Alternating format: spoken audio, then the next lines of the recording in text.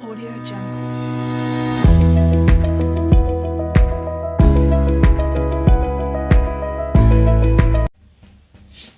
Assalamualaikum warahmatullahi wabarakatuh. Assalatu wassalamu ala asrafil anbiya'i wal mursalin wa ala alihi wa ashabihi ajma'in. Raditu billahi robba wa bil islami dina wa bi muhammadin nabiyya wa rasulah. Rabbi zidni ilma warzuqni fahma. Pertama-tama, marilah kita panjatkan puja dan puji syukur kita kehadirat Allah Subhanahu wa taala. Dan tidak lupa pula salawat serta salam kita aturkan pada junjungan kita Nabi besar Muhammad SAW. Baiklah, perkenalkan, saya Amri Afriansa, perwakilan dari kelompok 1 dan rekan-rekan dari kelompok 1, Amroying Zaida dan Anik Suryani. Jadi pokok pembahasan dari kelompok 1 yaitu sistem sosial dan pembentukannya. Langsung saja pada materi pertama, yaitu pengertian sistem sosial. Dalam sosiologi, sistem sosial ialah jaringan pola hubungan yang membentuk keseluruhan yang koheren yang ada antara individu, kelompok, dan institusi. Ini merupakan struktur formal peran atas contoh status sosial yang dapat terbentuk dalam kelompok kecil yang stabil. Sistem sosial menekankan adanya saling ketergantungan antar berbagai contoh fenomena sosial. Sistem sosial adalah semua unsur sosial yang saling berhubungan antara satu sama lain dan di mana hubungan tersebut saling mempengaruhi dalam kesatuan sosial. Selanjutnya, ada beberapa pengertian menurut para ahli. Yang pertama, Talcott Person. Sistem sosial adalah sebuah jaringan interaksi antar aktor, yaitu sistem sosial bergantung pada sistem bahasa dan budaya harus ada dalam masyarakat agar memenuhi syarat sebagai sistem sosial. Yang kedua, Ogbum dan Nimkov.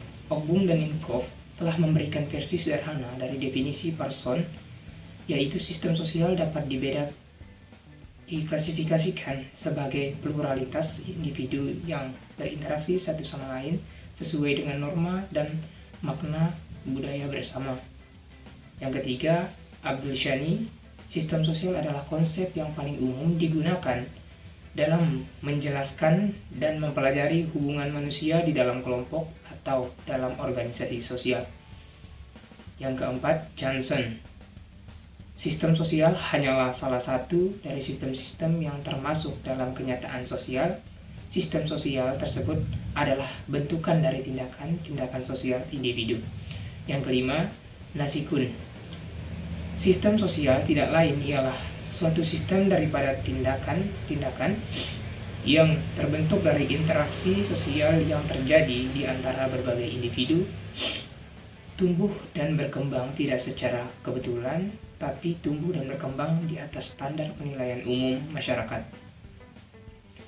Materi selanjutnya, macam-macam sistem sosial. Terdapat bermacam-macam klasifikasi sistem sosial yang dikemukakan oleh para ahli. Yang pertama, klasifikasi oleh Morgan dan evolusionis lainnya. Menurut mereka, sistem sosial merupakan sistem yang melewati 3 tahap. Yang pertama, sistem sosial Savagiri. Yang kedua, sistem sosial barbar. Dan yang ketiga, sistem sosial beradab. Mereka juga telah mengklasifikasikan sistem sosial berdasarkan alat penghidupan. Jadi sistem sosial ini adalah sistem sosial perburuan, sistem sosial pastoral atau penggembalaan, sistem sosial pertanian, dan sistem sosial industri. Yang kedua, klasifikasi Durkheim. Durkheim menggambarkan 2 jenis sistem sosial. Yang pertama, sistem sosial mekanis dan sistem sosial organik. Materi selanjutnya yaitu ciri-ciri sistem sosial. Sistem sosial memiliki beberapa karakteristik, diantaranya yaitu yang pertama, sistem terhubung dengan pluralitas aktor individu.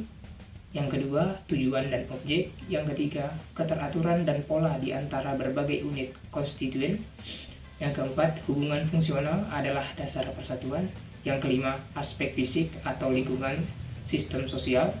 Yang keenam, terhubung dengan sistem budaya. Yang ketujuh, tujuan dan objek yang dinyatakan dan tersirat. Yang kedelapan, karakteristik penyesuaian. Dan yang kesembilan, keteraturan, pola, dan keseimbangan. Materi selanjutnya, fungsi sistem sosial. Talcott Parsons telah memberikan paradigma 4 fungsi sistem sosial yang terdiri atas 1. Adaptasi. Kemampuan beradaptasi sistem sosial terhadap lingkungan yang berubah-ubah sangat penting. Tidak diragukan lagi, sistem sosial adalah hasil dari lingkungan geografis, proses sejarah yang telah berlangsung lama. Yang kedua, pencapaian tujuan. Pencapaian tujuan dan kemampuan beradaptasi sangat berkaitan satu sama lain. Keduanya berkontribusi pada pemeliharaan tatanan sosial. Yang ketiga, integrasi. Sistem sosial pada dasarnya adalah berbagai bentuk integrasi sosial. Dalam rutinitas kehidupan umum, itu bukan masyarakat tetapi kelompok atau subkelompok di mana orang merasa lebih terlibat dan tertarik. Yang keempat, pemeliharaan pola laten. Pemeliharaan pola dan manajemen ketatanegaraan